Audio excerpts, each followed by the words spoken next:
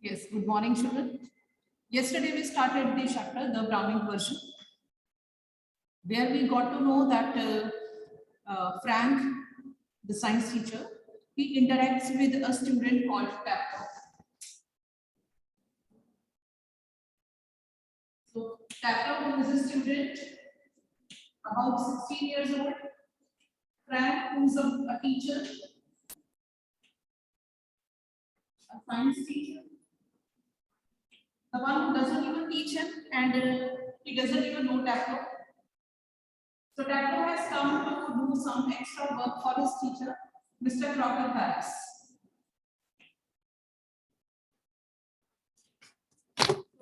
Point is, Tableau has come to do some extra work for his teacher, Mr. Crocker Harris, because his teacher has called him.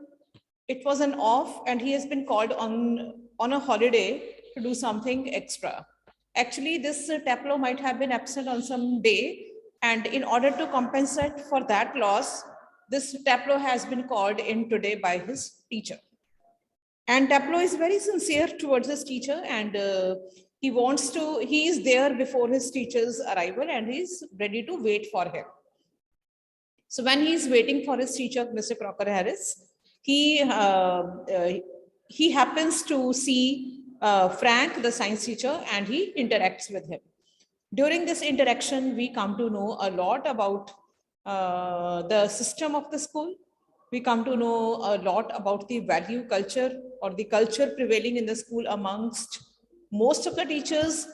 We also come to know like how Mr. Crocker Harris is different from other teachers as far as his own value system is concerned, right? So what happens, like Frank asks him like if he asks him about his whereabouts, and he comes to know that Tableau is in his lower fifth, and if he would get his remove, only then he'll be able to join science stream. But at this, Frank says that all the slackers are in science. All slackers, that is, all lazy students are in science stream. But Frank says that he is not, of that kinds. But Frank says that he is the one who doesn't like his own subject.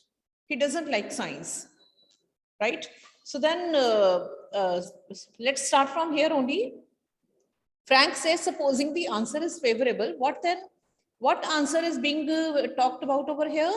Here the point is that Frank was asking him like if he would join science stream, if he would get his remove all right. But Frank says that he doesn't know whether he would get his remove all right or not, because his teacher has not told them the results beforehand. But Frank says, suppose the answer is favorable, means suppose you get your remove all right. Then what? So science, sir, of course, he says he'll be in science then. Then Frank becomes sad on knowing that he would get one more student. So something when he would have been very happy that one more student is coming up to join him in his subject, he becomes sad rather. So he says, we get all the slackers. Then Tableau doesn't like it. He protests. He says, I'm extremely interested in science, sir. Are you? But I am not, Frank says. Not at least in the science I have to teach. So Tableau, well, anyway, sir, it's good deal more exciting than this muck. So Frank tells him rather, like, sir, your science is more interesting than this, useless thing. Which useless thing? The thing which he was holding in his hand, the book which he was holding in his hand. So at this time, Tableau is holding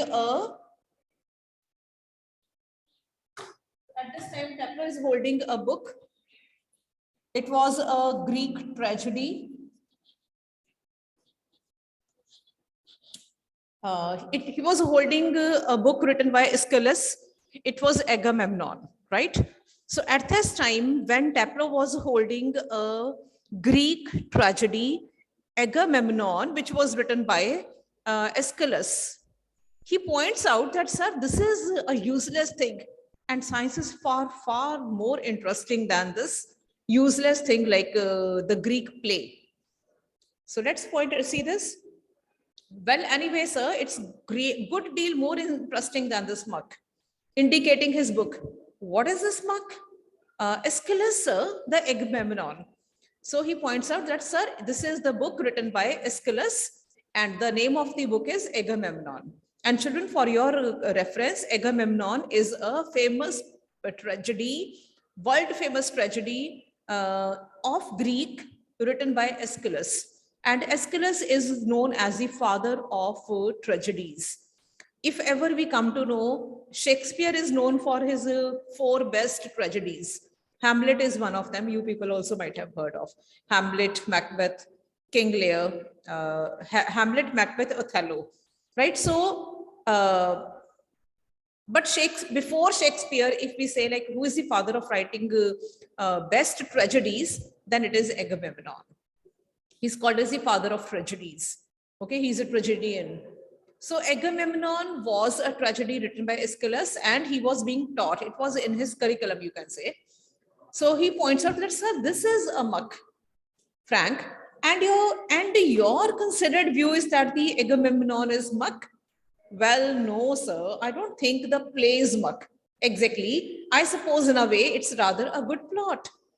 Really, a wife murdering her husband and all that. I only meant the way it's taught to us. Just a lot of Greek words strung together and 50 lines if you get them wrong.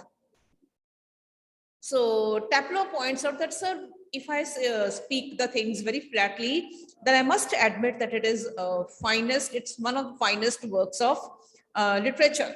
It's like a very good book. It's plot-wise, it's very interesting because in this play there is a wife murdering her husband and all that. So it's a very good written. It has got a very good plot, but I am talking about the way we are taught this book. There are so many words which are so difficult, and if you get somewhere wrong, then you may write the whole explanation wrong, right? So he says like there are a lot of Greek words strung together, like all confusing words. Frank says, then you sound a little bitter, Taplow. So when Taplow was pointing out like the way it is taught, I'm pointing out that, then Frank picks up the point. It is what he wants to listen, like how does a teacher teach? Frank says, you sound a little bitter. I'm rather, sir. So Taplow says, yes, sir, I am quite bitter. I'm not really very happy the way we are taught. So Captain A, no, sir, extra work on the last day of school. Yes, sir, and I might be playing golf. You would think he would have enough to do away himself. He would have enough to do anyway himself, considering he's leaving tomorrow for good. But oh no, I missed a day last week when I was ill. So here I am. And look at the weather, sir. So Taplow is, very bitter. He's not happy. Why isn't he happy? Because he has been called in to do some extra work on a day when it was otherwise a holiday for him. But why has he been called? Because he missed one day because he was ill on that particular day. So in order to compensate his one leave or one holiday, this student has been called in by the teacher. Because the teacher wants that this student should turn up for 100% attendance, each student. So he calls him on a day when otherwise there is no school. And it is only to compensate for the loss, which he might have done because on one particular day he was unwell. Then Frank says, bad luck. Still, there is one comfort. You are pretty well certain to get your remove tomorrow for being a good boy in taking extra class.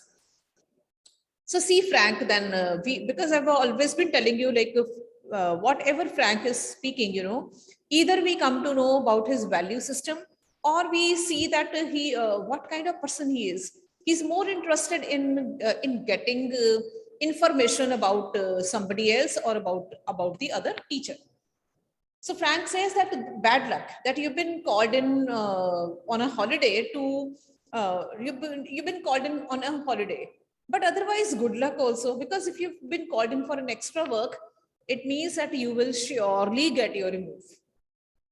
So see, if the students are given some work by the teachers, does it mean that the students will be given a favor by the teachers in their examination? No, but Frank feels like this. So it means that he might be indulging in these kinds of things. Then Taplow says, well, I'm not so sure, sir. That would be true of the ordinary masters. All right. They just wouldn't dare not to give a chap a remove after his taking extra work. But those sort of rules don't apply to the Mr. Crocker Harris. I asked him yesterday outright if he had given me a remove. And do you know what he said, sir? No, what? So what Taplow said right now, when Frank told him that he might get a remove because he has been called in for an extra work, then Taplow says, sir, had he been an ordinary person, then he might have done so. But because he is not an ordinary teacher, he is not like other teachers, so he would not do what he should not do. He says, yesterday I asked him if I have got my remove. You know what he told me? Then Frank says, no, what? Then Taplow imitates in a very gentle and rather throaty voice. So now Taplow is going to mimic his teacher's words. And you will see Frank would be very happy at this, and he would ask him to repeat that. So where a teacher should have discouraged the student to do this kind of thing, there he was encouraging him. So Frank says, no, what did he say? Taplow in a throaty voice, he says, my dear Taplow, I have given you exactly what you deserve, no less and certainly no more. So these words were spoken actually by Mr. Crocker Harris, and this boy Taplow, mimics his teacher. He tells Frank, like, this is what my teacher told me. He told me that what did Mr. Crocker Harris tell him? That he had given him exactly what he deserved. He has not given him less marks, nor has he given him more marks. So do you know, sir, I think he may have marked me down rather than up for taking extra work. So where Frank was of the opinion that Taplow might be given more marks for doing extra work, there Taplow says that he might have been given less mark for this, for doing extra mark, not more. I mean, the man is hardly human. So Taplow says that is too much. He says, I would rather like to say that that man is hardly human. So what he says, he breaks off quickly. Sorry, sir, have I gone too far? Actually, he had gone too far. Actually, he had crossed the limit. It's okay, you talk about your teacher that he is very strict, this and that. But when you say like he's hardly human, it is like crossing limits on behalf of students. Then Frank says, yes, much too far. Then Frank is actually enjoying the whole thing. He says, yes, you actually crossed the limit. Sorry, sir, I got carried away. Means I got emotional. Evidently, yeah, that's very clear. He picks up a newspaper and opens it. Hey, Taplow, yes, sir? What was it, Crocker Harris? What was that? What Crocker Harris said to you? Just repeat it, would you? So here Frank is asking Taplow to repeat the mimicry. Taplow imitating again. My dear Taplow, I have given you exactly what you deserve, no less and certainly no more. So Frank looking severe, very strict, not in the least like him. Read your nice Aeschylus and be quiet. So then Frank becomes a little serious, not in the least like him. So it was not at all like that person, like Crocker Harris. He tells him like, read your nice Aeschylus and be quiet. So Taplow with a dislike, Aeschylus. Look, what time did Mr. Crocker Harris tell you to be here?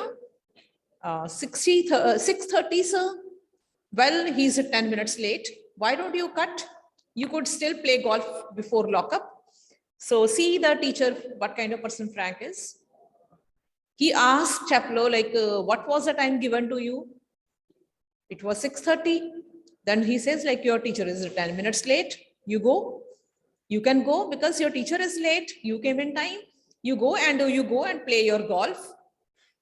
Taplow, really shocked. He's shocked. He could not ever imagine like another teacher would tell him something like this. He's shocked. Oh no, I couldn't cut the crock, Mr. Crocker Harris.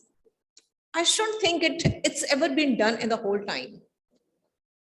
He's been here. God knows what would happen if I did. He would probably follow me home or something. So Taplow says, sir, I can't imagine going without meeting the teacher. Imagine I did. Then you never know. He would follow me till my home. He says, it's not at all possible that I go without my teacher's arrival. Frank says, I must admit I envy him the effect he seems to have on you boys in the fall. So here Frank comes to the reality. He says, yeah, I'm really very jealous of this Mr. Crocker Harris. I'm really envious of him that he has been able to influence you people so much like this. Like you people have been impressed by him so much. You are under his influence and I really envy him. You all seem scared to death of him. You are so much scared of him. What does he do? Beat you on or something? Taplow. Good Lord, no. He's not a sadist like one or two of the others. So Taplow points out very clearly, sorry, sir, he's not the sadist like other teachers. Sadist, I told you that yesterday also. Sadist is a person who seeks pleasure by inflicting pain on others, or the one when you are happy, thereby making others unhappy. It means that you are sadist. So Taplow says, sir, our teacher, Mr. Crocker Harris, is not a sadist. He never beats us. He is not like other teachers. Other teachers beat students, but Mr. Crocker Harris, never. I beg your pardon. I beg your pardon, it means he did not understand the meaning of sadist. Taplow explains the meaning of sadist. Sadist, sir, is someone who gets pleasure out of giving pain. Indeed. But I think you went on to say that some other masters. So now Frank is interested in knowing like which teachers beat students. Taplow, well, of course they are, sir. I won't mention names, but you know them as well as I do. Of course, I know most masters think we boys don't understand things. But sir, you are different. You are young, well, comparatively anyway, and your science. You must know what sadism is. So Taplow says, sir, because Frank wanted to know the names of the teachers, those who beat children. But Taplow is smarter than his science teacher. He tells him, like, sir, you also might be knowing the names of the teachers, those who beat others. The way I know, you must also be knowing. But and the thing is, like many teachers think that we boys are stupid. We don't understand anything. But you are different because you are a science teacher and you are a young person. Because you are different, but other teachers think that we are stupid. But actually, Taplow is pointing out, he's wrapping up Frank also here. Okay, Taplow is telling Frank that teachers think that we are stupid boys. But actually, we are not stupid. We understand everything. So actually, Taplow was telling Frank that I can understand what your intentions are. What you're doing with me, I know this. At the same time, Taplow is, flattering Frank. He says, sir, you are young, you are science, you are different. This is what the students like to do. They flatter one teacher in front of him and so here what is written? Then Frank, after a pause, good Lord, what are our schools coming to? Then Frank says like, see the condition of our students. What kind of students we have got? Taplow, anyway, the croc isn't a sadist. Now Taplow wants to highlight his teacher, Crocker Harris, that he is not a sadist at all. That is what I'm saying. He wouldn't be so frightening if he were, because at least it would show him, at least it would show he had some feelings. But he hasn't. He's all shriveled up inside like a nut, and he seems to hate people to like him. It's funny that I don't know any other master who doesn't like being liked. So here Taplow says a lot about Mr. Crocker Harris. It's like the height of appreciation for Mr. Crocker Harris.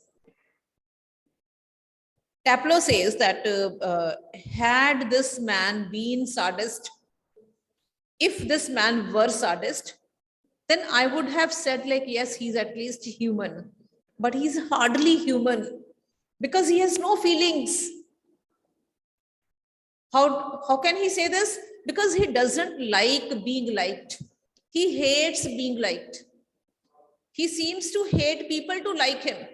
What he hates people liking him. Isn't it ironic? People love, people yearn that the people should like them. But here is this person who doesn't like being liked. It's funny that I don't know any other master who doesn't like being liked. That's a fact. So no one is there in the world who doesn't like being liked. Because whatever one does, one always does the right things to be liked by others. But this teacher was one who didn't need any approval. He didn't need any approbation. He never wanted any recognition of his being good or honest. So then Frank says, and I don't know any boy who doesn't use that for his own purposes. Then Frank says that I don't know any boy who doesn't use that for his own purposes. So Frank has his mentality because he is like that. So Frank says that yes, if the boys like him, that is for their own selfish end. Taplow, well, it's natural, sir, but not with a crock.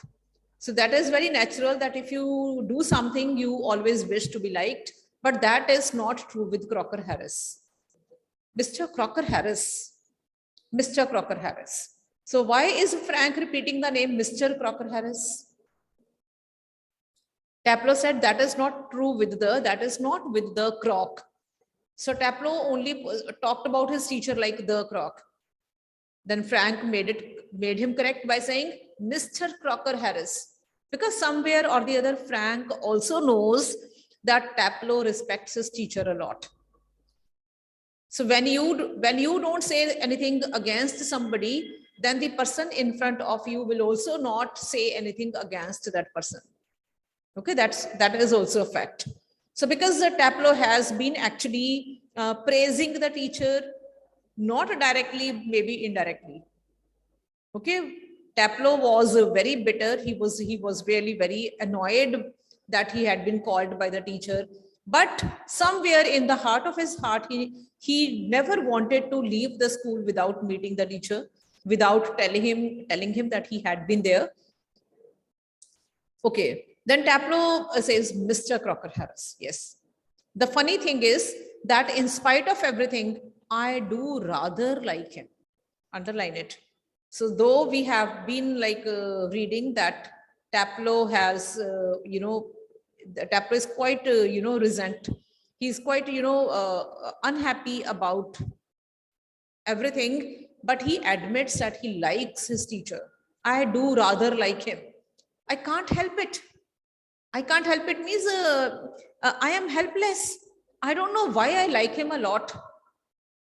I can't help it. And sometimes I think he sees it and that seems to shrivel him up even more. And sometimes Mr. Crocker Harris is able to make out that I like him and that makes him shrivel him up all the more. He becomes all the more, shrunken from within. Frank, I'm sure you are exaggerating. So Frank is not able to believe in this. Frank says, I think you are over exaggerating the things. Taplow, no, sir, I'm not. What I am not means I'm not exaggerating. I'm not speaking too much. I am speaking the fact. In form means in the class, the other day he made one of his classical jokes. Of course, nobody laughed because nobody understood it, myself included. Still, I knew he had meant it as funny, so I laughed. Out of ordinary common politeness and feeling a bit sorry for him for having made a poor joke. Now I can't remember what the joke was, but suppose I make it, now you laugh, sir. Frank laughs. So Taplow tells an incident. Taplow actually wanted to prove that he actually likes his teacher. What proof he gave? That once his teacher cracked a joke in the class, but no one laughed. But Taplow felt sorry for his teacher that he had cracked a poor joke and he laughed even when he did not understand the joke. So that was to support his teacher. And now Taplow, in a gentle, throaty voice. Now he is again mimicking his teacher.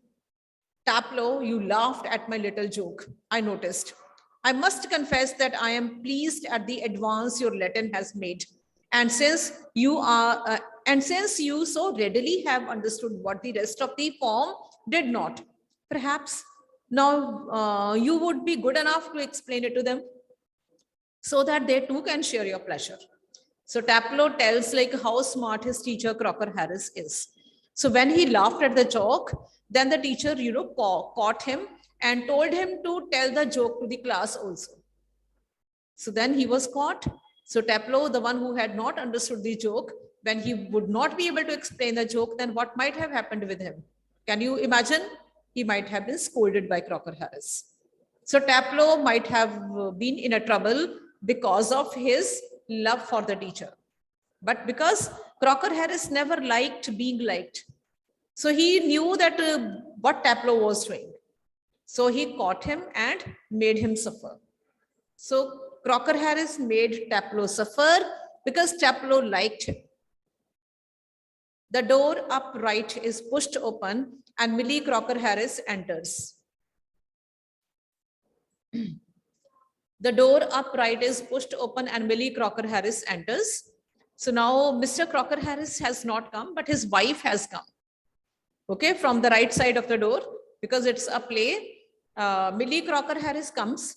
She is a thin woman in her late 30s, rather more smartly dressed than the general run of schoolmasters' wives. So Millie Crocker Harris is better dressed up than the wives of the other teachers. She's wearing a cape and carries a shopping basket. She closes the door and then stands by the screen watching Taplow and Frank. So she was already having a shopping bag and all. And she closes the door and then stands by the screen watching Taplow and Frank. It's a few seconds before they notice her. Frank, come along, Taplow moves slowly above the desk. Don't be so selfish as to keep a good joke to yourself. Tell the others. He breaks off suddenly, noticing Millie. Oh, Lord. So then Frank, when he was making fun of Mr. Crocker Harris, then he notices that Millie was standing there. Oh, my God. He was quite afraid. Frank turns quickly and seems infinitely relieved at seeing Millie. Frank, he turns quickly and he's very relieved when he saw Millie. Frank, oh, hello, Millie. Without expression, hello. She comes down to the sideboard and puts her basket on it. Taplow then, moving up to the left of Frank, whispering frantically, do you think she heard? Now Taplow is worried, like maybe the wife of Crocker Harris has heard what they were talking about. Frank shakes his head comfortingly. Millie takes off her cape and hangs it on the hall stand. I think she did. So Frank said, yeah, I think she might have heard. She was standing there quite a time. So she has been there for a long time. If she did, and she tells him, there goes my remove. So Taplow is very worried. He says, if she has heard what we were talking about, then she will tell her husband and my remove will be cancelled. Nonsense. Frank says nonsense. He crosses to the fireplace.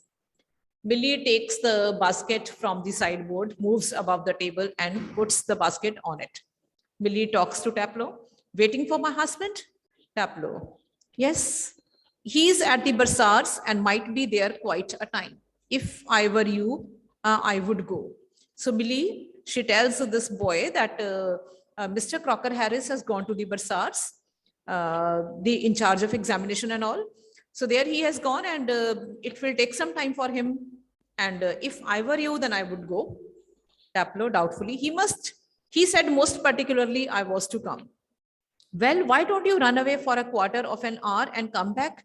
She unpacks some things from the basket. So Millie advises this boy to go for about 45 minutes. Taplow, supposing he gets here before me, Millie, I'll take the blame.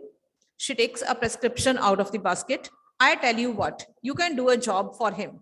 Take this prescription to the chemist and get it made up. So Millie gives him the work, like you get this prescription made up from the chemist.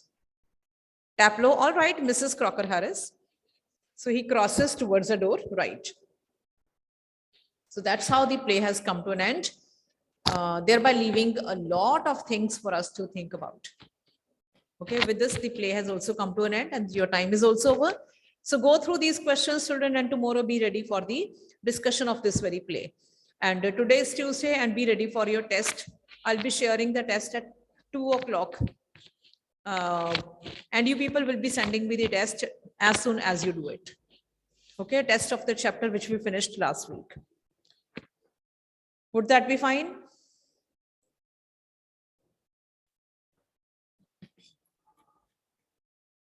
Okay.